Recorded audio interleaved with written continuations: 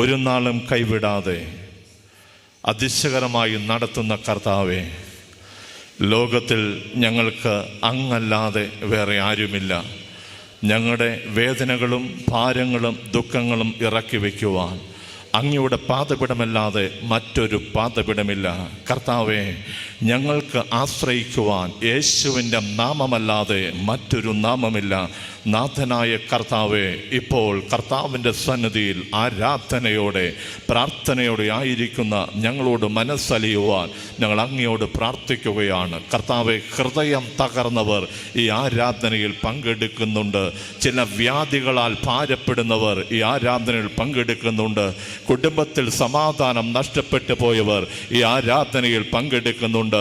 സ്വന്തം മകന് വേണ്ടി കരയുന്നവർ ഈ ആരാധനയിൽ പങ്കെടുക്കുന്നുണ്ട്.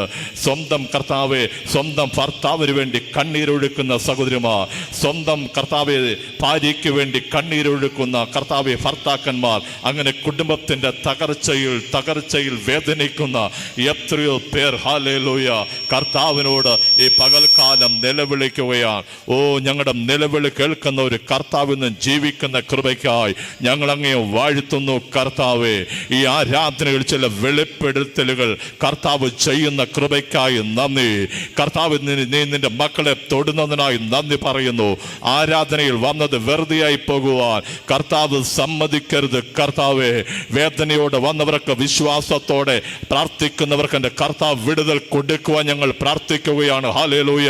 ഓ, ഇപ്പോൾ ഞങ്ങൾ പ്രാർത്ഥിച്ചു കൊണ്ടിരിക്കുമ്പോൾ തന്നെ കർത്താവ് ചില കുടുംബങ്ങൾക്ക് കർത്താവ് കൊടുക്കുന്ന വിടുതലിനായി ഞങ്ങൾ അങ്ങേ വാഴ്ത്തുന്നു. കർത്താവെ, തകർന്നു പോയ ചില കുടുംബങ്ങളെ കർത്താവ് കൈപിടിച്ച് എഴുന്നേൽപ്പിക്കുന്ന കൃപയ്ക്കായി ഞങ്ങൾ അങ്ങേ വാഴ്ത്തുകയാണ്. ഹല്ലേലൂയ. ആത്മാവിന്റെ നിറവിൽ ഞങ്ങൾ പ്രാർത്ഥിക്കുമ്പോൾ കർത്താവ് ചില വ്യാധികളെ അവിടെ തൊടുന്ന കൃപയ്ക്കായി ഞങ്ങൾ അങ്ങേക്ക് സ്തോത്രം ചെയ്യുന്നു. ഇപ്പോൾ ദൈവത്തിന്റെ ആത്മാവിന്റെ ശക്തി ഈ സഭയ്ക്കുള്ളിൽ ഹല്ലേലൂയ അവിടുന്ന് പ്രവർത്തിക്കുന്ന കൃപയ്ക്കായി ഞങ്ങൾ അങ്ങേ ഉയർത്തുകയാണ്. ദൈവത്തിന്റെ ആത്മാവ് ഇപ്പോൾ നിന്റെ മക്കളുടെ മേൽ വ്യാപസിക്കുവാൻ ഞങ്ങൾ പ്രാർത്ഥിക്കുന്നു. യേശുവിന്റെ നാമത്തിൽ വ്യാധികൾ സൗഖ്യമാകട്ടെ. യേശുവിന്റെ നാമത്തിൽ വിടുതലുകൾ ഉണ്ടാകട്ടെ. യേശുവിന്റെ നാമത്തിൽ ഹല്ലേലൂയ ദുഷ്ടശക്തികൾ സാത്താന്റെ പോരാട്ടങ്ങൾ മാറട്ടെ. ദൈവമേ, നിന്റെ കൃപയ്ക്കായി ഞങ്ങൾ പ്രാർത്ഥിക്കുന്നു. നിന്റെ മക്കളെ തൊടുന്നതിനായി നന്ദി. ദൈവത്തിന്റെ ആത്മാവ് ഓരോ വ്യക്തിയുടെ മേലും വ്യാപരിക്കുന്ന കൃപയ്ക്കായി ഞങ്ങളിപ്പോൾ ഒരുമിച്ച് കർത്താവിനെ ആരാധിക്കുകയാ. ഈ ആരാധനയിൽ വിടുതൽ സംഭവിക്കട്ടെ. ഈ ആരാധനയിൽ കർത്താവെ, ഹൃദയം തകർന്നവർക്ക് ആശ്വാസദായകനായി ഇപ്പോൾ ഇറങ്ങി വരുവാൻ ഞങ്ങൾ പ്രാർത്ഥിക്കുന്നു. ഹല്ലേലൂയ. ഓ, നീ കൊടുക്കുന്ന വിടുതലിനായി നന്ദി.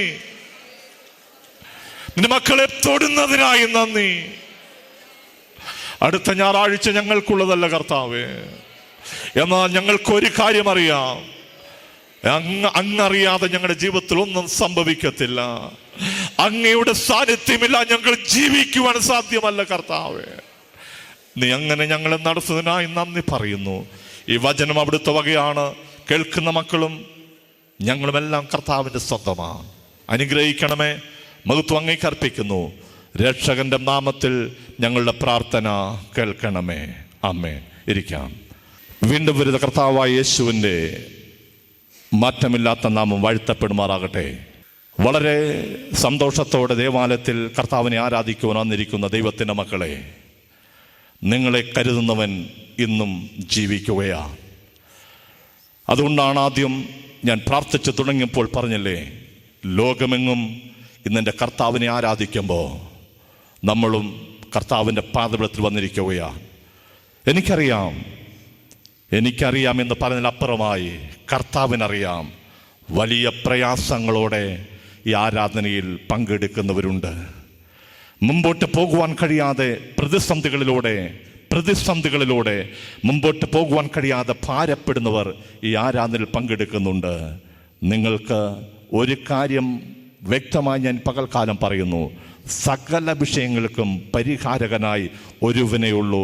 അത് ആകാശത്തിന് കീഴെ ഭൂമിക്ക് മുകളിൽ നൽകപ്പെട്ട രക്ഷകനായ യേശുവിൻ്റെ നാമമാണ്. നിങ്ങൾ വിശ്വസിക്കണം. ഈ ആരാധനയിൽ കർത്താവിനെ തൊടുമെന്ന് വിശ്വസിക്കണം. ഈ ആരാധനയിൽ എൻ്റെ കുടുംബത്തിനൊരു മാറ്റമുണ്ടാകും എന്ന് വിശ്വസിക്കണം. ഈ ആരാധനയിൽ രൂപാന്തരപ്പെടാത്ത എൻ്റെ മകനെ എൻ്റെ കർത്താവ് തൊടുമെന്ന് വിശ്വസിക്കണം. ഈ ആരാധനയിൽ വിവാഹത്തിയായി താമസിക്കുന്ന എൻ്റെ മകളുടെ കുടുംബത്തിലെ പ്രശ്നങ്ങൾ മാറുമെന്ന് നിങ്ങൾ വിശ്വസിക്കണം. മെഡിക്കൽ കോളേജിലെ ഡോക്ടർമാർ തള്ളിക്കളഞ്ഞ ചില കേസുകളിലെ അവിടെയാണ് എൻ്റെ കർത്താവിൻ്റെ മഹത്വം നീ കാണാൻ പോകുന്നത്. ഹല്ലേലൂയ. അതുകൊണ്ട് വിളിച്ചു പറയണം, ഇതുവരെ ഞാൻ അനുഭവിച്ചതല്ല, ഇനി അനുഭവിക്കാൻ പോകുന്ന നന്മയാണ്. ഹല്ലേലൂയ. അതുകൊണ്ടാണ് കൂടെ കൂടെ പറയുന്നത്, നീ കരഞ്ഞത് മതി, നീ നിലവിളിച്ചത് മതി, നീ കഷ്ടപ്പെട്ടത് മതി, നീ മറ്റുള്ളവരുടെ മുമ്പിൽ കൈകെട്ടി നിന്നത് മതി. നിനക്ക് വേണ്ടി യോസേപ്പിന്റെ ദൈവം അത്ഭുതങ്ങൾ ചെയ്യും. ഹല്ലേലൂയ. അതുകൊണ്ട് ഒരിക്കൽ ഒരു കാരാഗ്രഹമുണ്ടെങ്കിൽ ഒരു കാര്യം നീ വ്യക്തമായി ഓർത്തോ, ഇന്നത്തെ കാരാഗ്രഹം നാളെ നിനക്ക് സിംഹാസനത്തിന് വേണ്ടി കർത്താവ് ഒരുക്കുകയാ. ഇന്ന് കൈകെട്ടി നിന്നവരുടെ മുമ്പിൽ എൻ്റെ കർത്താവ് നിന്നെ ഉയർത്തുമെന്ന് വിശ്വസിക്കുന്നുണ്ടോ? ഇന്ന് തലകുനിച്ച് നിൽക്കുന്ന നിന്നോട് കർത്താവ് പറയുന്നു, തല നിവർത്തുവാൻ കഴിയാത്ത വിഷയങ്ങളുടെ മുമ്പിൽ നീ ഭാരപ്പെടുന്നെങ്കിൽ എൻ്റെ കർത്താവ് പറയുന്നു, 2025 ഡിസംബർ മാസം 31-ാം തീയതി രാത്രി 12 മണിക്ക് മുമ്പ് ചില കുടുംബങ്ങൾ എൻ്റെ കർത്താവ് തൊടുകയാ. ആരാ വിശ്വസിക്കുന്നത്? ഹല്ലേലൂയ. ആർക്കാ വിശ്വാസമുള്ളത്? എല്ലാ ഡോക്ടർമാരും കൈവിട്ട ആരെങ്കിലും ഇവിടെ വന്നിട്ടുണ്ടെങ്കിൽ ഞാൻ പുൽപ്പറ്റിൽ നിന്ന് വിളിച്ചു പറയുന്നു, നിന്നെ സൗഖ്യമാക്കാൻ കഴിയുന്നവൻ ഞാൻ പ്രസംഗിക്കുന്ന എൻ്റെ കർത്താവാണ്. ഹല്ലേലൂയ. അവൻ എൻ്റെ നിലവിളി കേൾക്കുന്നവനാ. അവൻ എൻ്റെ കണ്ണീരറിയാം, അവൻ എൻ്റെ കഷ്ടപ്പാടുകൾ അറിയാം, അവൻ എൻ്റെ ദുഃഖങ്ങൾ അറിയാം. അവൻ എത്ര വലിയവനാണെന്നറിയാമോ? അതുകൊണ്ടല്ലേ തൻ്റെ അടുത്തോട് പറയുന്നത്, അവനെ മാത്രമേ ആശ്രയിക്കാവൂ, ലോകത്തിൽ വേറെ ആശ്രയം ഒരിടത്തുമില്ല. അവനെ ആശ്രയിക്കുന്ന മക്കളുടെ ജീവിതത്തിൽ കഷ്ടപ്പാടുകളുണ്ട്, വ്യാധികളുണ്ട്, ചില പ്രയാസങ്ങളുണ്ട്, ചില ദുഃഖങ്ങളുണ്ട്. എങ്കിലും അവൻ തൻ്റെ മക്കളെ ചിറകടിയിൽ മറയ്ക്കുകയാ. അവൻ തൻ്റെ മക്കളെ ചിറകടിയിൽ മറയ്ക്കുകയാ. തൻ്റെ മക്കൾ വേദനിക്കുമ്പോൾ, തൻ്റെ മക്കൾ ഭാരപ്പെടുമ്പോൾ, തൻ്റെ മക്കൾ കണ്ണീരൊഴുക്കുമ്പോൾ അവരുടെ ചേർന്നിരിക്കുന്ന എൻ്റെ നാഥനല്ലാതെ വേറെ ആരാ ഈ ലോകത്തിലുള്ളത്? വേറെ ആരാ ഈ ലോകത്തിലുള്ളത്? അതുകൊണ്ട് സന്തോഷത്തോടെ പറയാം, ഞാൻ പറഞ്ഞില്ലേ, അടുത്ത ദിവസമൊന്നും നമുക്കുള്ളതല്ലോ. ഈ ദിവസം നിനക്കൊരു വിടുതല. നീ വിശ്വസിച്ചോ, കർത്താവ് നിന്നെ വെറുതെ പറഞ്ഞു വിടുകയില്ല. Hallelujah, hallelujah, hallelujah. ദയവായിട്ടൊരു വാക്യം വായിക്കാം. മർക്കോസിന്റെ സുവിശേഷം 10-ാം അധ്യായം 46-ാം വാക്യം ഒന്ന് വായിച്ചേ. നമുക്കറിയാം, കർത്താവ് ക്രൂശ് ചുമന്നു. ആ കർത്താവിൻ്റെ ക്രൂശ് കർത്താവിന് മാത്രമേ ചുമക്കാൻ കഴിയുകയുള്ളൂ. കുറേനക്കാരനായ ശിമോനോട് ക്രൂശ് ചുമക്കാൻ പറഞ്ഞു, പക്ഷേ അവന് ചുമക്കാൻ കഴിഞ്ഞില്ല. അത് കർത്താവിൻ്റെ ക്രൂശാണ്. അവൻ ക്രൂശ് ചുമന്നതുകൊണ്ടാണ് ഞാനും നിങ്ങളും ഇന്ന് ഇവിടെ ആയിരിക്കുന്നത്. നമുക്കെല്ലാവർക്കും പലതരത്തിലുള്ള കുരിശുകളുണ്ട്, അല്ലേ? കർത്താവ് ചുമന്ന കുരിശുകളല്ല. അനുഭവിക്കാൻ എല്ലാം ഉണ്ട്, എല്ലാ അനുഗ്രഹങ്ങളും എല്ലാ നന്മകളും ഉണ്ട്. എന്നാൽ വീട്ടിൽ ചില കുരിശുകളുണ്ട്, അല്ലേ? വീട്ടിൽ ഇരിക്കുന്ന വ്യക്തികളെ കുറിച്ചല്ല ഞാൻ പറഞ്ഞത്, അല്ലേ? ചിലർ അതോർക്കുകയാണ്, അല്ലേ? പണ്ട് ഒരു അച്ഛൻ, ഒരു RCയിലെ അച്ഛൻ പള്ളിയിൽ ചാർജ് എടുത്ത് അവിടെ വന്ന ഉടനെ അച്ഛൻ പറഞ്ഞു, നിങ്ങളുടെ വീടുകളിലിരിക്കുന്ന കുരിശുകൾ മുഴുവൻ എൻ്റെ പള്ളിയിൽ കൊണ്ടുവരണം, വെഞ്ചരിച്ച് തരാമെന്ന് പറഞ്ഞു, അല്ലേ? വെഞ്ചരിച്ച് തരാമെന്ന് പറഞ്ഞു. അങ്ങനെ പിറ്റേ ആഴ്ച ആൾക്കാർ മുഴുവൻ അവരുടെ വീട്ടിലിരുന്ന കുരിശുമെല്ലാമായിട്ട് പള്ളിയിൽ വന്നു. കുരിശ് മുഴുവനും അച്ഛൻ വെഞ്ചരിച്ചു കൊടുത്തു. ഒരാൾ മാത്രം അവൻ്റെ ഭാര്യയും കൂട്ടിക്കൊണ്ട് വന്നു. ഉടനെ അച്ഛൻ പറഞ്ഞു, തോമാച്ച, നിന്നോട് എത്രയോ പ്രാവശ്യം പറഞ്ഞു, ഞാൻ എത്ര പ്രാവശ്യം നിന്നോട് പറഞ്ഞു കുരിശ് കൊണ്ടുവരാൻ, എന്നിട്ട് നീ എന്തിനാണ് ഇവളെ കൂട്ടിക്കൊണ്ടുവന്നത്? ഉടനെ തോമാച്ചൻ പറഞ്ഞു, അച്ഛാ, ഇവളെ ഞാൻ എന്ന് താലി കെട്ടിയോ അന്ന് മുതൽ ഇവളാണ് എൻ്റെ കുരിശ്, അല്ലേ? വീട്ടിലിരിക്കുന്ന കുരിശുകളെ കുറിച്ചല്ല ഞാൻ പറഞ്ഞത്, തൊട്ടടുത്തിരിക്കുന്ന കുരിശിനെ കുറിച്ചുമല്ല പറഞ്ഞത്. നിങ്ങൾക്കെല്ലാം ചുമക്കാൻ ചില കുരിശുകളുണ്ട്. ഞാൻ പറയുന്ന മനസ്സിലാകുന്നുണ്ടോ? ചില വ്യാധികൾ, മരുന്ന് വാങ്ങിയിട്ടും പ്രാർത്ഥിച്ചിട്ടും മാറാത്ത ചില വ്യാധികളില്ലേ, അത് നിനക്ക് ചുമക്കാൻ വേണ്ടി ദൈവം തന്ന ചില കുരിശുകളാ. ചില വേദനകളില്ലേ, ചില കഷ്ടപ്പാടുകളില്ലേ, ചില ദുഃഖങ്ങളില്ലേ, മാറിപ്പോകാത്ത, പ്രാർത്ഥിച്ചിട്ടും നാളുകളായി നിലവിളിച്ചിട്ടും മാറിപ്പോകാത്ത ചില കുരിശുകൾ. ചില ആൾക്കാർ പുറകെ നടന്നതിനെ ഉപദ്രവിക്കുന്നില്ലേ, കുത്തി, അതും ചില കുരിശുകളാണ്. ചില ഭാര്യമാരും ഭർത്താക്കന്മാരും പറയുന്നുണ്ട്, എന്നോട് പലരും വന്ന് പറഞ്ഞിട്ടുണ്ട്, ഇദ്ദേഹത്തെ ചുമക്കാൻ എനിക്ക് പറ്റുള്ളൂ. ചില ഭാര്യമാരെ പോറ്റി പുലർത്താൻ ചില ഭർത്താക്കന്മാർക്ക് പറ്റില്ല. അതുകൊണ്ട് ദൈവം അറിഞ്ഞാണ് കൂട്ടിച്ചേർത്തത്, അല്ലേ? അതുകൊണ്ട് ദൈവം അറിയാതൊന്നുമല്ല നിങ്ങളെ എല്ലാവരും കൂട്ടിച്ചേർ. ഹല്ലേലൂയ. ഒരു സന്തോഷമില്ലല്ലോ. ഹല്ലേലൂയ, അല്ലേ? വീട്ടിൽ പള്ളിയിൽ വരാതിരിക്കുന്ന കുരിശിനെ കുറിച്ചാണ് ചിന്തിക്കുന്നത്, എനിക്കറിയാം. ഞാൻ ആ കുരിശിനെ കുറിച്ചല്ല പറഞ്ഞത്. ഹല്ലേലൂയ. ഞാൻ പറഞ്ഞ ചില കുരിശുകളുണ്ട് ചുമക്കാൻ. ചില കുരിശുകൾ ചുമക്കാൻ കർത്താവ് തരുമ്പോൾ നാം ദൈവത്തോട് പറയണം, കർത്താവേ, അത് ചുമക്കാൻ, അത് വഹിക്കാനുള്ള കൃപ എനിക്ക് തരണമേ എന്ന് പ്രാർത്ഥിക്കണം. ഹല്ലേലൂയ. ഞാൻ ഒരിക്കൽ പറഞ്ഞില്ലേ, സാധു കൊച്ചുഞ്ഞെന്ന് പറയുന്ന ഉപദേശിയുടെ മകൻ പാമ്പ് കടിയേറ്റ് മരിച്ചപ്പോൾ ആ മകന്റെ ഡെഡ് ബോഡി എടുത്ത് കയ്യിൽ പിടിച്ചുകൊണ്ട് ദുഃഖത്തിന്റെ പാനപാത്രം കർത്താവിന്റെ കയ്യിൽ തന്നാൽ സന്തോഷത്തോടെ എന്ന് പറഞ്ഞ് പാട്ടുപാടിയ സാധു കൊച്ചുഞ്ഞു ഉപദേശിയെ പോലെ ഉള്ള ദൈവത്തിന്റെ ദാസന്മാർ ഈ ലോകത്തിൽ ജീവിച്ച മണ്ണിലാണ് നാം കർത്താവിനെ ആരാധിക്കുന്നത്. ഞാൻ പറയുന്ന ചില കുരിശുകളുണ്ട് ചുമക്കാൻ, ചില കഷ്ടപ്പാടുകളുണ്ട്, ചില വേദനകളുണ്ട്, ചില ഭാരങ്ങളുണ്ട്. അവിടെ പറയണം, കർത്താവേ, ഇത് മാറിപ്പോകാനല്ല, ഇത് ചുമക്കാനുള്ള കൃപ എനിക്ക് തരണമേ എന്ന് ദൈവത്തോട് പ്രാർത്ഥിക്കണം. ഹല്ലേലൂയ. ഇത് വഹിക്കാനുള്ള കഴിവ് എനിക്ക് തരണമേ എന്ന് പറയണം. എനിക്ക് സ്വന്തമായി നിൽക്കാൻ പ്രാപ്തിയില്ല, കർത്താവേ, നിന്റെ കൃപയിൽ ആശ്രയിച്ചുകൊണ്ട് നിൽക്കുന്നു, എനിക്ക് അതിനുള്ള ദൈവികമായ കൃപ നൽകണമേ എന്ന് ദൈവത്തോട് പ്രാർത്ഥിക്കണം. ഇവിടെ നാം വായിച്ചു കേട്ട അവിടുത്തെ ആ ചരിത്രം നമുക്ക് വളരെ വ്യക്തമായി അറിയാം. അവിടെ തിമേയുടെ മകനായ ബെർത്തിമായി കുരുടനായിരുന്നു. അവൻ കർത്താവ് അതിലെ പോയപ്പോൾ നിലവിളിച്ചു. അതിന്റെ ചരിത്രം അറിയാവുന്നതുകൊണ്ട് ഞാൻ പെട്ടെന്ന് പറയുകയാണ്. യേശുവാണ് അതിലെ പോകുന്നത് എന്നറിഞ്ഞപ്പോൾ അവൻ, ദാവീദ് പുത്ര, എന്നോട് കരുണ തോന്നണമേ എന്ന് പറഞ്ഞു. യേശു നിന്നു, അവനെ വിളിക്കാൻ പറഞ്ഞു. അവൻ്റെ ആവശ്യമനുസരിച്ച് അവനെ സൗഖ്യമാക്കി. ഞാൻ അതല്ല പറയാൻ ആഗ്രഹിക്കുന്നത്. ബെർത്തിമായിയുടെ ജീവിതത്തിലെ കുരിശാണ് അന്ധത. ഇവന് 3 പ്രത്യേകതകളുണ്ട്. അതാണ് ഞാൻ പറയാൻ ആഗ്രഹിച്ചത്. ചുരുങ്ങിയ വാക്കിൽ ഞാൻ പറഞ്ഞു തീർത്തുകയാണ്. ഒന്ന്, ഈ ബെർത്തിമായിയുടെ പ്രത്യേകത എന്ന് പറഞ്ഞാൽ അവൻ അന്ധനാണ്. ആരാണ്? പറഞ്ഞേ. അന്ധന്റെ പ്രത്യേകത എന്തുവാ? കണ്ണ് കാണാൻ പറ്റത്തില്ല. അവൻ കാഴ്ചയില്ലാത്തവനാണ്. ഇവൻ പിറവിയിലെ കുരുടനാണ്. ഇവനെ പെറ്റു വളർത്തിയ അവന്റെ അമ്മയെ കാണാൻ, അവന്റെ ഉപജീവനം നടത്തി കൊടുക്കുന്നവന്റെ പിതാവിനെ ഒന്ന് കാണാൻ ഉള്ള ഭാഗ്യമില്ലാത്തവൻ, ദൈവത്തിന്റെ സൃഷ്ടിയുടെ മനോഹാരിത എന്തെന്ന് മനസ്സിലാക്കാൻ കഴിയാത്ത അന്ധനാണ്. അവന് കണ്ണ് കാണാൻ കഴിയാത്തവനാണ്. പ്രിയ ദൈവമക്കളെ, ഇപ്രകാരമുള്ള അന്ധന്മാർ നമ്മുടെ കൂടെയുണ്ട്. പുറമെ കണ്ണ് കാണാമെങ്കിലും അകക്കണ്ണ് കാണാത്ത ചില വ്യക്തികൾ നമ്മുടെ കൂടെയുണ്ടെന്നേ. നന്മ കാണാൻ കഴിയാത്തവൻ, ഒരുവന്റെ പോസിറ്റീവായിട്ടുള്ള കാര്യം കാണാതെ ഒരുവന്റെ കുറ്റം പറഞ്ഞിട്ട് അവന്റെ പിറകെ നടക്കുന്ന ആരെങ്കിലും ഉണ്ടെങ്കിൽ ഇവനൊരു അന്ധത ബാധിച്ചവനാണ്. ഹല്ലേലൂയ. നമ്മളെപ്പോഴും നല്ല കാര്യം പറയുന്നത് ഒരാൾ മരിക്കുമ്പോഴാണ്, അല്ലേ?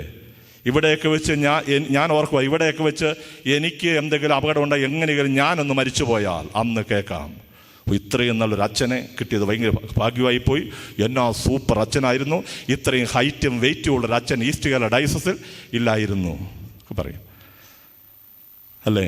വണ്ടിച്ചക്രത്തിൻ്റെ അത്രയുള്ള റീത്തൊക്കെ വാങ്ങിച്ചുകൊണ്ട് വണ്ടി കയറി വരത്തില്ലേ? ഇപ്പം പറയാവുന്നതിൻ്റെ പരമാവധി പറഞ്ഞ് ഉപദ്രവിച്ചിട്ടാണ് അത് മേടിച്ചുകൊണ്ട് വരുന്നതെന്ന് ഓർക്കണം. ഞാൻ പറയട്ടെ, അടുത്തിരിക്കുന്ന സഹോദരൻ ജീവിച്ചിരിക്കുമ്പോൾ നീ കൊള്ളാമെന്ന് പറ. അവൻ മരിച്ചു കഴിഞ്ഞ് അനുശോചനം പറയാനല്ല കർത്താവ് നിന്നെ വിളിച്ചിരിക്കുന്നത്. ഞാൻ പറഞ്ഞത് മറ്റുള്ളവൻ്റെ നന്മ കാണാൻ, അവൻ ചെയ്യുന്ന നന്മ പ്രവൃത്തികളെ ഉയർത്തി കാണിക്കാൻ, അവൻ്റെ വീഴ്ചകളിൽ അവനോട് കൂടെയിരുന്ന് അവൻ്റെ കണ്ണീർ തുടയ്ക്കാൻ കഴിയുന്ന ആരെങ്കിലും ഉണ്ടോ? ഇവിടെ ബെർത്തിമായിയുടെ പ്രത്യേകത, അവൻ പിറവിയിലെ കുരുടനാ. അവന് നന്മ കാണാൻ കഴിയുന്നില്ല, അവൻ്റെ കണ്ണ് കാഴ്ചയില്ലാത്തതാ.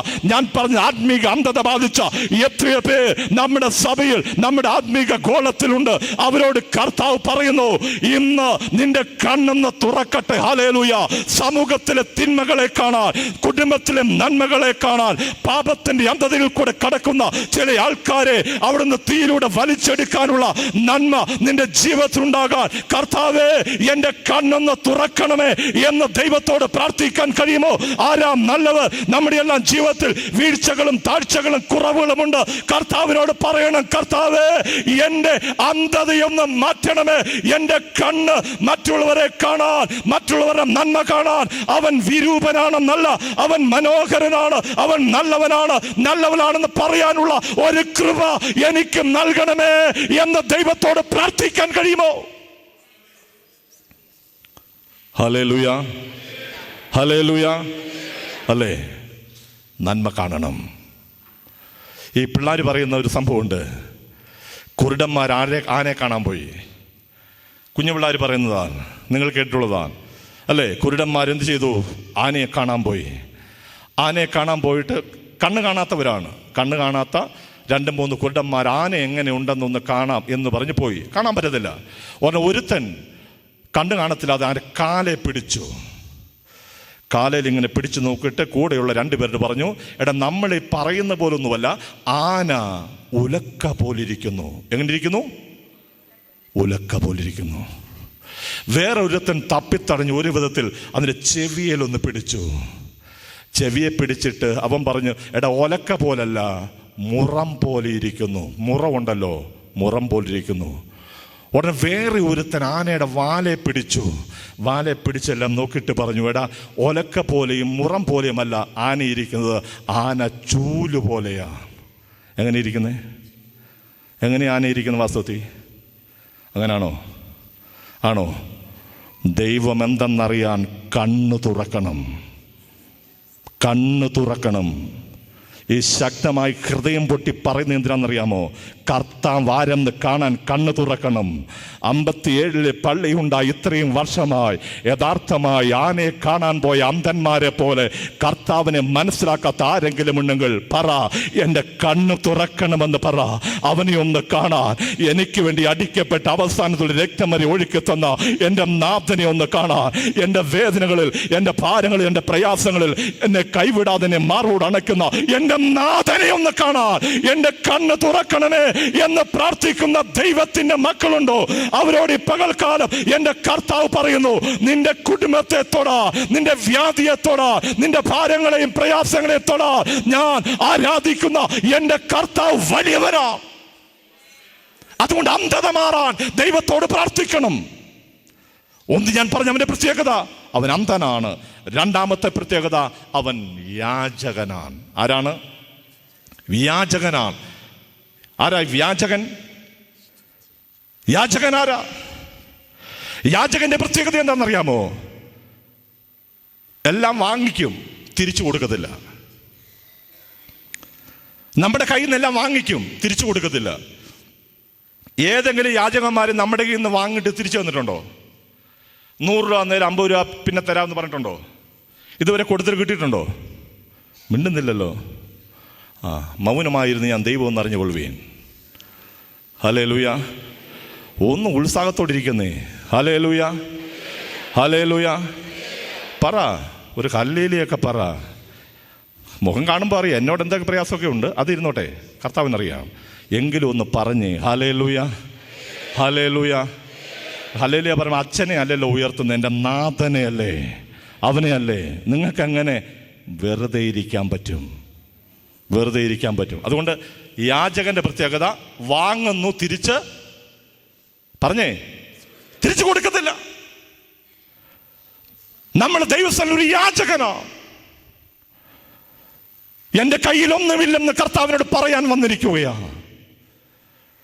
ഞാൻ എൻ്റെ സമ്പാദ്യമല്ല, എൻ്റെ കർത്താവ് എനിക്കെന്ന ദാനമാണെന്ന് പറയാൻ വന്നിരിക്കുകയാ. കർത്താവിൻ്റെ കയ്യിൽ നിന്ന് വാങ്ങുന്നു, അവനൊന്നും കൊടുക്കുന്നില്ല. ഹല്ലേലൂയ.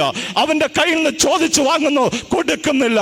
ആരാധനയിൽ, ഉപവാസ പ്രാർത്ഥനയിൽ, വീട്ടു പ്രാർത്ഥനകളിൽ, പേഴ്സണലായി വ്യക്തിപരമായി പ്രാർത്ഥിക്കുന്ന പ്രാർത്ഥനകളിൽ ദൈവമേ എനിക്ക് നൽകണമേ എന്ന് പറഞ്ഞ് ചോദിച്ചു വാങ്ങുന്നതല്ലാതെ മടക്കി ഒന്നും കൊടുക്കുന്നില്ല. അങ്ങനെയുള്ളവരോട് ദൈവത്തിന് ആത്മാവ് പറയുന്നു ഹല്ലേലൂയ, വാങ്ങുക മാത്രമല്ല അവന് തിരിച്ചു കൊടുക്കാൻ. എന്താ തിരിച്ചു കൊടുക്കുന്നത്? ഹല്ലേലൂയ, സ്തോത്രം. ദൈവമേ, നിനക്ക് ഞാൻ നന്ദി പറയുന്നു, നിന്റെ നാമത്തെ ഉയർത്തുന്നുവെന്ന് ഒന്ന് പറയാൻ കഴിഞ്ഞാൽ അതെങ്കിലും പറയാൻ പറ്റത്തില്ലേ? അതെങ്കിലും പറയാൻ പറ്റത്തില്ലേ? ദൈവത്തിന് എന്താ ആവശ്യം? ദൈവത്തിന് നിന്റെ പണമല്ല, നിന്റെ കോടിക്കണക്കിന് സ്വത്തല്ല. എൻ്റെ കർത്താവിന് ആവശ്യം നിന്നെയാണ്. സൗന്ദര്യമില്ലെന്ന് ഭർത്താവ് പറഞ്ഞ നിന്നെ, ആർക്കും വേണ്ടെന്ന് പറഞ്ഞ് മാറ്റി നിർത്തിയ ആ അമ്മയുണ്ടല്ലോ, ആ അമ്മയെ എൻ്റെ കർത്താവ് പറയുന്നു, നിന്നെ എൻ്റെ കർത്താവിന് വേണം. ഹല്ലേലൂയ. പെറ്റു വളർത്തി വലുതാക്കിയ മക്കൾ വെളിയിലാക്കുമ്പോൾ എൻ്റെ കർത്താവ് നിന്നെ ചേർത്ത് പിടിക്കുന്നവനാ. ആ കർത്താവ് പറയുന്നു, എനിക്ക് നിന്നെ വേണം. നിന്നെയാണ് കർത്താവിന് ആവശ്യം. വാങ്ങിയാൽ മാത്രം പോരെ, എന്ത് ചെയ്യണം? തിരിച്ചു കൊടുക്കണം. ഇങ്ങനെ പ്രസംഗമൊക്കെ കേൾക്കുമ്പോൾ വെറുതെ ഇരിക്കരുത്. ദൈവമേ, നിന്നെ ആരാധിക്കുന്നു പറഞ്ഞ് സ്തുതി സ്തോത്രങ്ങൾ അർപ്പിച്ച് അവന്റെ നാമത്തെ ഉയർത്തണം. സമയമില്ലാത്തതുകൊണ്ട് ഞാൻ പെട്ടെന്ന് പോവുകയാണ്. ഒന്ന്, ഞാൻ പറഞ്ഞു അവൻ ആരായിരുന്നു? അന്ധനായിരുന്നു. രണ്ടാമതാരായിരുന്നു? യാചകനായിരുന്നു. മൂന്നാമവന്റെ പ്രത്യേകത, അവൻ ഇരിക്കുന്നവനായിരുന്നു. ആരാണ്? നിങ്ങളെപ്പോലെ.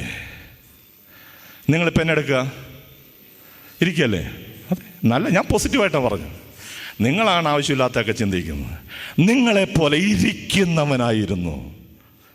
അവനെ ഇരിക്കുകയാ. രാവിലെ കൊണ്ട് വയ്ക്കും, വൈകിട്ട് എടുത്തോണ്ട് പോകും.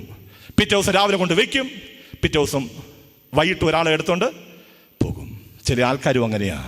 കുറെ വർഷങ്ങളായി കൊണ്ടുവയ്ക്കും, എടുത്തോണ്ട് പോകും. ചിലർക്കൊക്കെ മനസ്സിലാകുന്നുണ്ട്.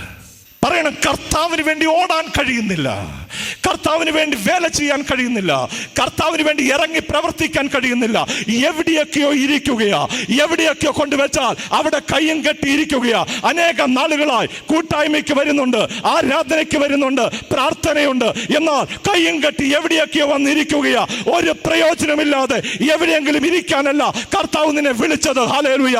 ആരോഗ്യമില്ലെന്ന് കർത്താവിനറിയാം, ചില വ്യാധികളുണ്ടെന്നറിയാം. കർത്താവ് പറയുന്നു, എഴുന്നേൽക്കാൻ മേലാത്ത പക്ഷവാത രോഗിയെ കൈപിടിച്ചുയർത്തിയ അതേ കർത്താവ് പറയുന്നു, അവന് വേണ്ടി ഒന്ന് എഴുന്നേൽക്കാൻ, അവന് വേണ്ടി ഒന്ന് പ്രവർത്തിക്കാൻ, അവന് വേണ്ടി ഓടാൻ, അവന് വേണ്ടി അനേകരെ നേടാൻ, അന്ധകാരത്തിൽ കിടക്കുന്ന അനേകരെ കർത്താവിന് വേണ്ടി നേടാൻ എന്നെ ഒന്ന് എഴുന്നേൽപ്പിക്കണമേ എന്ന് ദൈവത്തോട് പ്രാർത്ഥിക്കുന്ന ദൈവത്തിന്റെ മക്കൾ ഇവിടെയുണ്ടോ?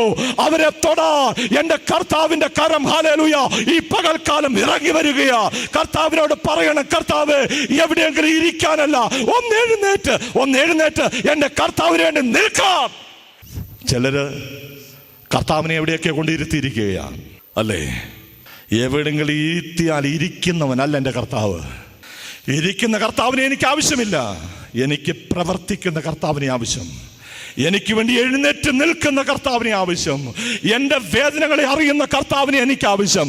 അതുകൊണ്ട് ഞാൻ പ്രസംഗിച്ചു കൊണ്ട് നിൽക്കുമ്പോൾ ഞാൻ ഇവിടുന്ന് വിളിച്ചു പറയുന്നു, ഭാരപ്പെട്ട് ഇവിടെ ഇരിക്കുന്ന നിങ്ങളെ കർത്താവ് കാണുന്നു. ഹല്ലേലൂയ. വ്യർത്ഥമായി തൊട്ട അതേ കർത്താവിന്റെ കരം ഈ പകൽക്കാലം നിന്നെ തൊടുകയാ. വ്യർത്ഥമായി നിലവിളിച്ചില്ലേ, ദാവീദ് പുത്ര, എന്നോട് കരുണ തോന്നണമേ എന്ന് നിലവിളിച്ചില്ലേ? ആ നിലവിളിയുടെ മുമ്പിൽ നിന്ന അതേ കർത്താവ് ഈ രാത്രിയിൽ വന്നിട്ടുണ്ട്. ഈ ബോണാമി, ഈ CSC റിസപ്ഷൻ ചർച്ചിന്റെ ഉള്ളിൽ എൻ്റെ നാഥനെ ഞാൻ കാണുകയാ. അവനെ കണ്ടുകൊണ്ട് ആരാധിക്കുന്ന ദൈവത്തിന്റെ മക്കൾക്ക് ഞാൻ എൻ്റെ കർത്താവിനെ സ്തുതിക്കുകയാ. അവനോട് പറഞ്ഞു, യേശുവേ, വ്യർത്ഥമായി സൗഖ്യമാക്കിയ അതേ കർത്താവിന്റെ കരം ഈ പകൽക്കാലം നിന്നെ തൊടുകയാണ്. ഈ പകൽക്കാലം നിന്നെ തൊടുകയാ. ബെർത്തിമായുടെ കുരിശ് എന്താണെന്നറിയാമോ? അവന് കണ്ണ് കാണത്തില്ല എന്നുള്ള കുരിശാണ്. ബെർത്തിമായുടെ കുരിശ് എന്താണെന്നറിയാമോ? അവൻ യാചകനാണ് എന്നുള്ളൊരു കുരിശാണ്. അവൻ്റെ കുരിശ് എന്താണെന്നറിയാമോ? അവൻ എഴുന്നേൽക്കാൻ കഴിയത്തില്ല എന്നുള്ള കുരിശാണ്. ഈ കുരിശും ചുമന്നുകൊണ്ടാണ് അവൻ ആ വഴിയരികയിരുന്നത്. ഹല്ലേലൂയ. എന്നാൽ ദാവീദ് പുത്ര, എന്നോട് കരുണ തോന്നണമേ എന്ന് പ്രാർത്ഥിച്ചപ്പോൾ അവൻ്റെ കുരിശ് മാറി, അവൻ എഴുന്നേറ്റില്ലേ? ഹല്ലേലൂയ. അവൻ്റെ കന്ധത മാറിയില്ലേ? അവൻ ഇരിക്കുന്ന ഇടം മാറി, അവന്റെ വസ്ത്രം ദൂരെ കളഞ്ഞിട്ട് അവൻ കർത്താവിനെ എതിരേറ്റില്ലേ? ഇന്ന് തകർന്നിരിക്കുന്ന നിന്നോട് കർത്താവ് പറയുന്നു, നിന്നെ തൊടാൻ അവന്റെ കരമുടി ഇറങ്ങി വന്നിട്ടുണ്ട്. ആ കർത്താവ് ഇവിടെ ഉണ്ടെന്നേ. അതുകൊണ്ട് കർത്താവ് പറയുന്നു, നിന്റെ കുരിശിനെ ചുമക്കാൻ നിനക്ക് കഴിയത്തില്ലെങ്കിൽ, വ്യർത്ഥമായി പറഞ്ഞ പോലെ കർത്താവിനോട് പറഞ്ഞു, കർത്താവ് നിന്നെ തൊടാൻ പോകുകയാണ്, കർത്താവ് നിന്നെ അനുഗ്രഹിക്കാൻ പോകുകയാണ്. അതുകൊണ്ട് വന്നതുപോലെയല്ല, സന്തോഷത്തോടെ മടങ്ങിപ്പോകണം. ബെർത്തുമായി തൊട്ട് അതേ കർത്താവ് നിന്നെ തൊടാൻ ആഗ്രഹിക്കുന്നു. ഇതുവരെ നടക്കാത്തത് നിന്റെ ജീവിതത്തിൽ നിന്റെ കർത്താവ് ചെയ്യും. Hallelujah, hallelujah, hallelujah. അതുകൊണ്ട് എങ്ങനെ പോകും? സന്തോഷത്തോടെ പോകും. ആൾക്കാരെന്ത് പറഞ്ഞാലും ലോകത്തെ നോക്കരുത്, ഒരച്ഛനെയും പാസ്റ്ററേയും നോക്കരുത്. കർത്താവിനെ നോക്കിക്കോ. അവൻ വരാറായി, അവൻ വരാറായി, അവൻ വരാറായി. ലോകത്തിൽ കാണുന്ന സംഭവങ്ങൾ അതിനു വേണ്ടിയാ.